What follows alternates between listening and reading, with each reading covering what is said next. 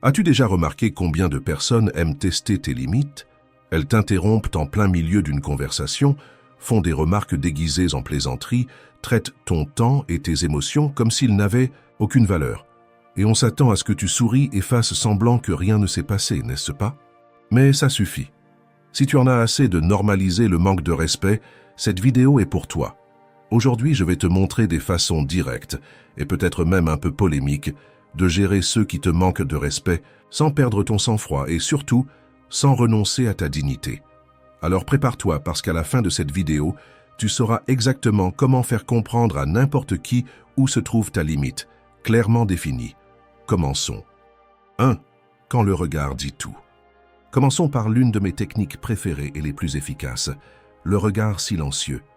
Maintenant, tu peux te dire, sérieusement, juste regarder? Oui, fais-moi confiance. Quand quelqu'un se montre ouvertement impoli ou irrespectueux, rien ne le déstabilise plus qu'un regard long calme et complètement indifférent. Et pourquoi ça fonctionne? Parce que ceux qui manquent de respect cherchent toujours une réaction.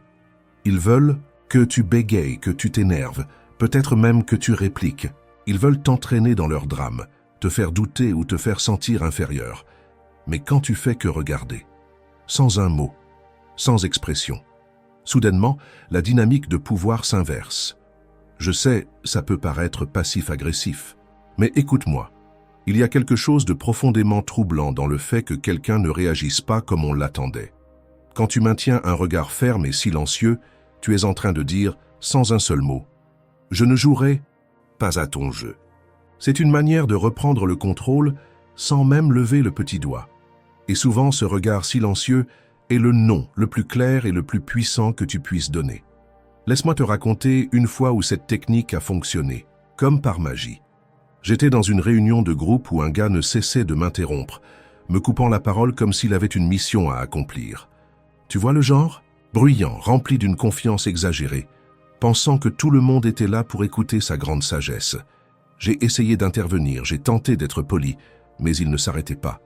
Alors, finalement, je l'ai simplement regardé. Je me suis adossé à ma chaise, j'ai croisé les bras et j'ai soutenu son regard, sans cligner des yeux, sans expression. Je l'ai juste fixé pendant 5 secondes pleines, sans dire un mot.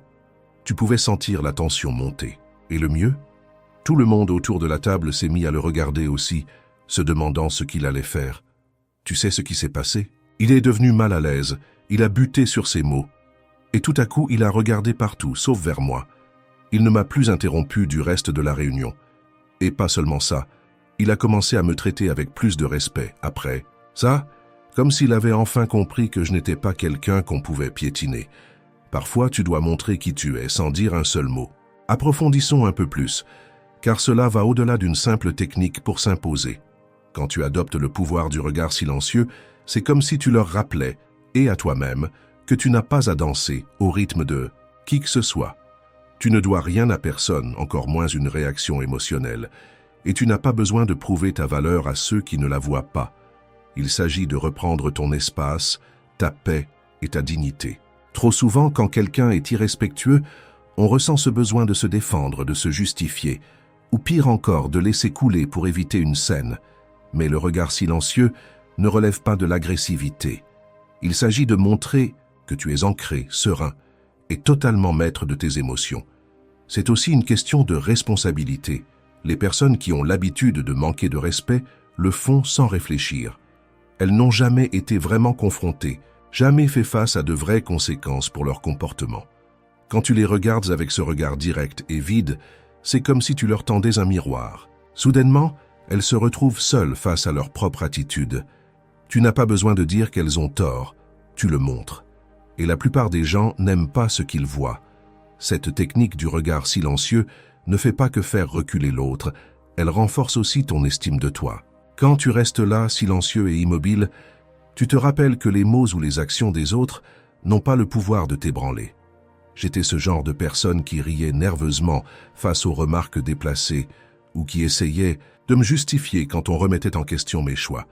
Mais honnêtement, ça ne faisait que me vider de mon énergie et me faire sentir encore plus mal. Apprendre à juste regarder, à laisser le silence remplir l'espace sans céder, à tout changer.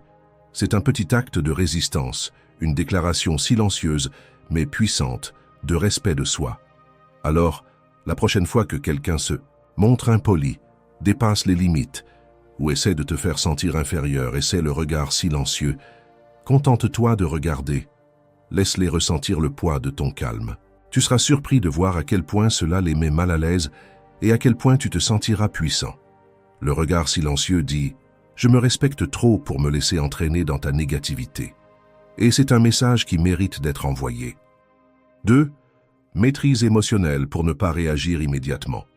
Il existe une attente presque universelle selon laquelle tu dois réagir sur le moment. Quand quelqu'un te provoque, te défie ou te manque de respect, répondre rapidement semble presque instinctif, comme une tentative de se protéger ou de s'imposer. Mais qui a dit que tu devais jouer selon ces règles? Répondre immédiatement est risqué, car c'est le moment où les émotions prennent le contrôle. La colère, la frustration, la peur, des sentiments qui brouillent ta clarté et te poussent à agir sans réfléchir. Et c'est exactement ce que celui qui te manque de respect veut, te voir perdre ton équilibre, réagir à chaud, puis le regretter. C'est comme tomber dans un piège soigneusement préparé pour te voler ton calme. En choisissant de ne pas réagir tout de suite, tu te places au-dessus de la situation. C'est un geste silencieux mais puissant, qui montre que tu agis à ton propre rythme et non à celui des autres. C'est comme un joueur d'échecs expérimenté qui ne se précipite jamais, même si son adversaire essaie de le presser. Il sait que chaque mouvement doit être calculé avec précision. En gardant son propre rythme, il devient intouchable. Faire preuve d'intelligence émotionnelle n'est pas un signe de faiblesse, c'est une stratégie. C'est reculer d'un pas pour voir l'ensemble du tableau avant de décider comment agir. Dans cet intervalle, tu trouves la clarté nécessaire pour répondre avec intelligence ou choisir de ne pas répondre du tout. Car parfois, le silence est le message le plus fort que tu puisses envoyer. Et si tu choisissais de ne jamais répondre, c'est le coup le plus puissant. Celui qui te provoque attend une réaction, veut savoir qu'il t'a atteint.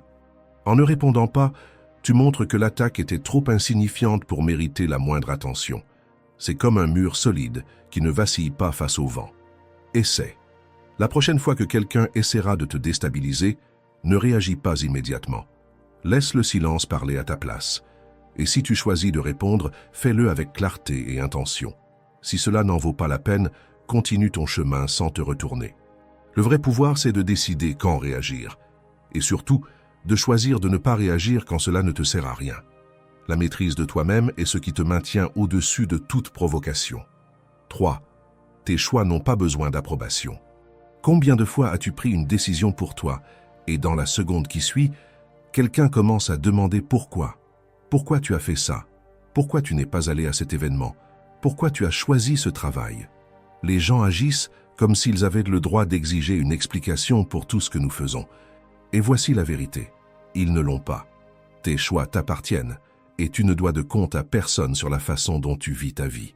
Cela peut sembler radical, mais affrontons la réalité. Quand quelqu'un remet tes décisions en question, ce n'est pas, la plupart du temps, pour comprendre. C'est pour juger. Ils cherchent des failles pour que tu te sentes moins sûr, ou pour qu'eux-mêmes se sentent mieux vis-à-vis de leurs propres décisions, en te faisant douter des tiennes. Mais voici l'essentiel. Tu n'as pas besoin de participer à ce jeu. Quand tu cesses de t'expliquer, tu reprends ton autonomie et tu montres clairement que ta vie n'est pas ouverte au débat. Maintenant, allons un peu plus loin sur la raison pour laquelle les gens se sentent autant en droit d'exiger des explications, en premier lieu. Quand quelqu'un remet en question tes choix, c'est parce que tes décisions remettent en cause la vision du monde qu'il s'est construite. Peut-être que tu prends un risque qu'il n'a jamais eu le courage d'affronter. Peut-être que tu sors d'un cadre qu'il trouve confortable. Ton indépendance, ta volonté de faire les choses autrement, peut les mettre mal à l'aise. Et en demandant des explications, ils essaient de te ramener dans leur zone de confort. Mais ce qui compte vraiment, c'est ceci. Ce n'est pas parce qu'ils sont mal à l'aise que tu es responsable de les rassurer. Ta vie n'est pas un bulletin public. Tu n'as pas à justifier tes choix auprès de qui que ce soit. Je me souviens du jour où j'ai décidé de changer de carrière, de quitter un emploi sûr pour quelque chose que j'aimais vraiment, même si c'était bien plus risqué. Au moment où les gens l'ont appris, on aurait dit que j'avais annoncé que je partais vivre sur Mars. J'étais bombardé de questions. Pourquoi quitter un emploi stable? Ou « Comment tu vas faire pour que ça marche ?» Au début, j'essayais d'expliquer, je parlais de chercher quelque chose de plus gratifiant, d'avoir un plan. Mais j'ai vite compris que peu importe combien je m'expliquais, ce n'était jamais suffisant. Plus je donnais de détails, plus les gens questionnaient, trouvant des failles et me faisant sentir que je devais prouver quelque chose. Alors, un jour, j'ai décidé de faire autrement. Quand quelqu'un m'a demandé « Mais pourquoi tu as quitté ce travail ?» J'ai simplement répondu « Parce que j'en avais envie », sans détail, sans exposer ma stratégie. Et tu sais quoi? C'était génial. Le silence qui a suivi disait tout. Les gens ne savaient plus comment réagir, parce que je leur avais retiré le pouvoir de remettre mes choix en question. Avec le temps, ils ont arrêté de poser des questions. C'est ça, la beauté de ne plus s'expliquer. C'est libérateur. C'est toi assumant ta vérité, sachant que tes décisions sont valides simplement parce que c'est toi qui les as prises. Quand tu arrêtes de justifier tes actions, tu t'autorises à vivre de manière authentique, sans porter le poids des attentes des autres. Tu cesses de gaspiller ton énergie à convaincre et tu commences à l'utiliser pour vivre la vie que tu veux. Et voici un rappel important. Ta vie n'a pas besoin d'une approbation collective. Toutes tes décisions n'ont pas à être analysées ou validées par les autres. Quand tu cesses de t'expliquer, tu envoies un message clair. J'ai suffisamment confiance en mes choix pour ne pas avoir besoin de ton approbation. Pense à cela. Quand as-tu vu pour la dernière fois une personne vraiment confiante perdre du temps à expliquer ses décisions aux autres? Probablement jamais. Parce que ceux qui ont le contrôle de leur vie n'ont pas besoin de validation extérieure. Ils savent que la seule approbation qui compte, c'est la leur. Je suis passé par là. J'étais ce genre de personne qui faisait une présentation complète de chaque décision, juste pour que les autres soient d'accord avec moi. Mais avec le temps, j'ai compris que vouloir tout expliquer ne faisait que me faire douter de mes propres choix. Alors, j'ai passé un accord avec moi-même. Si quelqu'un me pose une question sur une décision, je réponds brièvement, peut-être en 1 ou 2 phrases. S'il insiste, je souris et je passe à autre chose. Et tu sais quoi? La vie est devenue beaucoup plus légère. Moins je m'expliquais, plus je ressentais de confiance en mes propres décisions. Maintenant, je veux te lancer un défi. La prochaine fois que quelqu'un remet en question tes choix, résiste à l'envie de t'expliquer. Dis simplement « parce que j'en avais envie » ou « c'est ce que j'ai ressenti comme juste pour moi ». Et ensuite, laisse le silence faire le travail. Observe à quel point cette réponse simple est puissante. Tu vas te sentir plus fort, plus maître de toi et plus en paix avec toi-même. Et le plus beau, c'est que tu vas réaliser que tes choix n'ont pas besoin du tampon d'approbation de qui que ce soit. Ils sont valides, tout simplement parce que c'est toi qui les as faits. 4. Le silence est ta réponse la plus forte. Je vais te révéler un secret incroyablement sous-estimé. Le silence. Quand quelqu'un te manque de respect, l'une des réponses les plus puissantes est simplement de ne pas répondre. Je sais ce que tu te dis. Le silence semble passif, presque comme si tu laissais la personne s'en tirer sans conséquence, n'est-ce pas? Mais voici la vérité. Le silence est tout sauf passif. C'est un choix. Et parfois, c'est la réponse la plus audacieuse et la plus retentissante que tu puisses donner. Quand quelqu'un déverse de la négativité sur toi, ce qu'il cherche vraiment, c'est t'entraîner dans son drame, te faire sentir petit ou sur la défensive. Mais lorsque tu ne t'impliques pas, lorsque tu laisses simplement ces mots flotter dans l'air sans répondre, tu le forces à rester seul avec son propre comportement. Et ce silence est assourdissant. Et tu sais pourquoi ça fonctionne si bien? Parce que ceux qui manquent de respect aux autres attendent presque toujours une réaction. Ils cherchent une dispute, une justification, ou simplement une forme de validation pour leur comportement.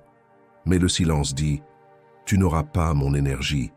En refusant de t'impliquer, tu gardes le contrôle de la conversation et tu fais passer un message clair. Je ne suis pas ici pour nourrir ton irrespect. Parfois, la manière la plus puissante de communiquer, c'est justement de ne pas communiquer. C'est un rappel subtil et silencieux qu'ils ne valent ni ton temps ni tes mots. Je me souviens d'une situation avec quelqu'un qui ne pouvait pas s'empêcher de faire des remarques sarcastiques. Tu sais, ce genre de personne qui cache des insultes derrière de petites blagues, en les maquillant comme si c'était de l'humour innocent. Un jour, il a fait une remarque complètement inutile sur mon travail, clairement dans le but de me provoquer.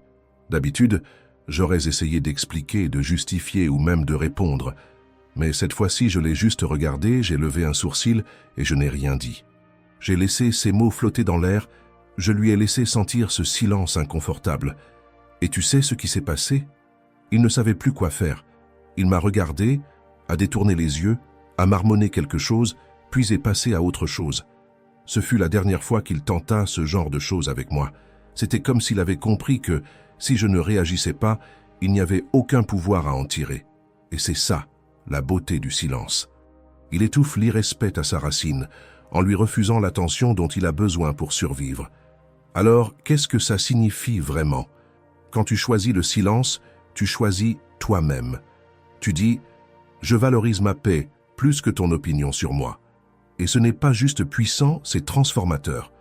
Trop souvent, on se sent obligé de répondre, de se justifier, de défendre nos choix ou de prouver notre valeur à des personnes qui, honnêtement, n'ont aucun réel intérêt à nous respecter. Mais en adoptant le silence, tu refuses de jouer selon leurs règles. Tu t'imposes sans bouger. Tu montres clairement « tu ne mérites pas mes mots ». Et ce n'est pas seulement une question de contrôle de la situation, c'est une question de protection de ton énergie. Le silence est comme un filtre. Il protège ta paix en bloquant la négativité que les autres essaient de projeter sur toi. Le moment où tu cesses de ressentir le besoin de répondre à chaque remarque désobligeante, à chaque pic déguisé en plaisanterie, tu te libères. Tu cesses de donner aux autres un accès à ton monde intérieur. Et tu commences à vivre selon tes propres termes. Je vais être honnête avec toi. Apprendre à utiliser le silence n'a pas été facile pour moi. Je pensais que si je ne me défendais pas, je paraîtrais faible ou passif. Mais j'ai commencé à remarquer quelque chose d'intéressant. À chaque fois que je répondais à ceux qui me manquèrent de respect, je finissais vidé et frustré. Mais quand je me retenais de parler, quand je laissais passer les commentaires comme un simple bruit de fond, je me sentais plus léger, plus fort, plus maître de moi. C'était comme si je récupérais un peu de mon pouvoir, chaque fois que je choisissais le silence au lieu de la réaction. Alors voici mon défi pour toi. La prochaine fois que quelqu'un te manque de respect, arrête-toi. Respire profondément, regarde la personne dans les yeux et ne dis rien. Laisse ton silence parler pour toi. Tu seras surpris de voir à quel point cela les met mal à l'aise et à quel point cela te fait sentir libre. Adopte le silence comme ta réponse, car parfois, ne rien dire est la déclaration la plus puissante qui soit. 5. Garde tes distances. Soyons honnêtes. Parfois, la meilleure façon de gérer les personnes qui ne te respectent pas, c'est simplement de garder tes distances. Cela peut paraître rude, peut-être même un peu froid, mais voici une vérité difficile. Tout le monde ne mérite pas une place de choix dans ta vie. Si quelqu'un te manque constamment de respect, l'un des actes les plus sains que tu puisses poser, c'est de t'accorder un peu d'espace. Cela ne veut pas dire que tu les détestes ou que tu fais du drame. Cela signifie simplement que tu te respectes suffisamment pour protéger ta paix. Garder ces distances, ce n'est pas ignorer ou être cruel. C'est choisir où et comment tu investis ton énergie. Imagine que ta vie soit un club privé avec un accès très limité. Tout le monde ne reçoit pas de passe VIP. Si quelqu'un dépasse constamment tes limites, te fait te sentir petit ou diffuse de la négativité, pourquoi diable garderais-tu cette personne près de toi? Ce n'est pas mal de s'éloigner. En réalité, c'est essentiel. La distance te donne de la clarté. Elle te permet de voir les choses telles qu'elles sont vraiment, sans le brouillard de la culpabilité ou de la manipulation émotionnelle. Réfléchis-y. Garder auprès de toi des personnes qui te manquent de respect, c'est comme ouvrir les portes d'un buffet mental et émotionnel où elles se servent, critiquent et jugent ta volonté. Et ensuite, tu te demandes pourquoi tu te sens vidé, anxieux ou frustré. Te donner de l'espace, c'est un acte d'autopréservation. C'est protéger ta santé mentale, préserver ta paix et faire de la place pour des personnes qui te respectent vraiment et te tirent vers le haut. Se libérer de la culpabilité de s'éloigner peut être profondément transformateur. Tu n'es pas obligé de garder des personnes irrespectueuses dans ta vie. Laisse-moi te raconter une histoire. J'avais un ami qui trouvait toujours un moyen de faire des remarques sarcastiques sur chaque choix que je faisais, ma carrière, mes relations, même mes goûts musicaux. Au début, je me disais « c'est juste sa manière d'être » ou peut-être que j'exagère. Alors je gardais cette personne près de moi, en essayant de relativiser, en me disant que ce n'était pas si grave. Mais avec le temps, ces petites piques ont vraiment commencé à me blesser.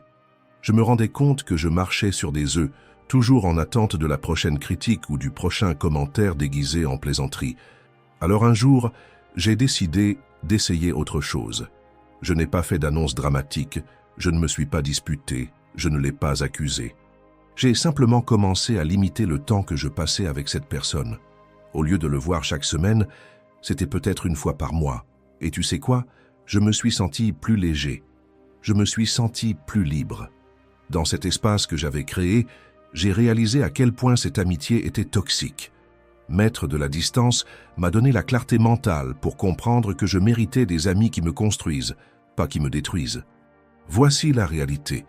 Certaines personnes vont te dire que garder ces distances, c'est de l'égoïsme. Elles diront des choses comme « mais c'est la famille » ou « vous êtes amis depuis des années ». Et oui, c'est parfois inconfortable d'admettre que quelqu'un que tu connais bien ne t'est tout simplement pas bénéfique. La société nous dit d'être loyaux, compréhensifs et polis. Mais à quel prix? Je vais te dire un secret. Protéger ta paix, ce n'est pas de l'égoïsme. C'est une nécessité. Tu n'es pas là pour être le punching ball émotionnel de quelqu'un, ni sa source constante de validation. Parfois, la meilleure façon de dire que tu en as assez, c'est de t'éloigner. La distance est un rappel puissant que tu es ta propre priorité. Tu n'as pas à jouer un rôle qu'on t'a imposé. Tu n'as pas à offrir un accès libre à qui que ce soit, ni à ton esprit, ni à ton temps, ni à tes émotions. Quand tu mets un peu de distance entre toi et ceux qui te manquent de respect, tu affirmes que ton bien-être passe en premier. Et ce n'est pas juste du soin de soi, c'est de l'autonomie. La distance te donne aussi l'occasion de te recentrer, de te concentrer sur les relations qui comptent vraiment, celles qui te font grandir. Pense-y, plus tu passes de temps avec des personnes qui te respectent, plus tu te sens confiant et épanoui. Moins tu laisses de place à ceux qui te rabaissent, moins ils ont d'impact sur tes pensées, ton humeur et ta vie. J'avais l'habitude de me sentir très coupable de m'éloigner de certaines personnes, même si elles ne me traitaient pas bien. Je pensais, et si elles croyaient que je ne tiens pas à elles? Ou est-ce que je ne suis pas en train d'exagérer? Mais avec le temps, j'ai compris que m'éloigner n'était pas seulement une manière d'éliminer la négativité. C'était une manière de créer de l'espace pour ma propre croissance. Quand j'ai commencé à me permettre de m'éloigner des personnes irrespectueuses, j'ai découvert une nouvelle forme de liberté. J'avais plus d'énergie, plus de paix et une vision plus claire de qui je voulais garder autour de moi. Alors voici mon défi pour toi. Pense aux personnes dans ta vie qui te manquent constamment de respect, qui te font sentir petit ou épuisé. Et maintenant, pose-toi la question. Est-ce que ces personnes méritent vraiment autant d'accès à moi? 6. Ne baisse la tête devant personne. Peut-être que cela ressemble à un conseil banal, mais crois-moi, c'est de l'or pur quand tu fais face à des personnes qui ne te respectent pas. Quand quelqu'un manque de respect, il cherche à te faire sentir petit. Il veut que tu doutes de toi, que tu baisses les yeux, que tu diminues ta présence. Mais quand tu restes droit, tête haute, sans dire un mot, tu transmets un message puissant. Je sais exactement qui je suis, et rien de ce que tu dis ou fais ne changera cela. La confiance dérange beaucoup de gens, surtout ceux qui se nourrissent de mépris. Parce que ces personnes s'appuient sur l'idée que leurs mots et leurs gestes peuvent t'atteindre, te contrôler d'une manière ou d'une autre. Quand tu refuses de laisser leur irrespect t'atteindre, quand tu restes littéralement droit, tête levée, tu montres qu'ils n'ont aucun pouvoir sur toi. Tu es inébranlable. Et ceux qui se nourrissent du mépris ne savent pas gérer ça. Ça les désarme, les déstabilise.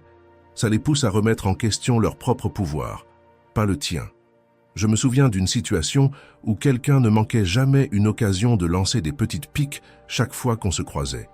Toujours ce sourire sarcastique, toujours une blague qui ressemblait davantage à une attaque. J'essayais d'ignorer, mais ça me touchait. Rien que l'idée de le croiser me mettait mal, comme si je devais me défendre en permanence. Mais un jour, j'ai décidé que je ne me sentirais plus jamais diminué.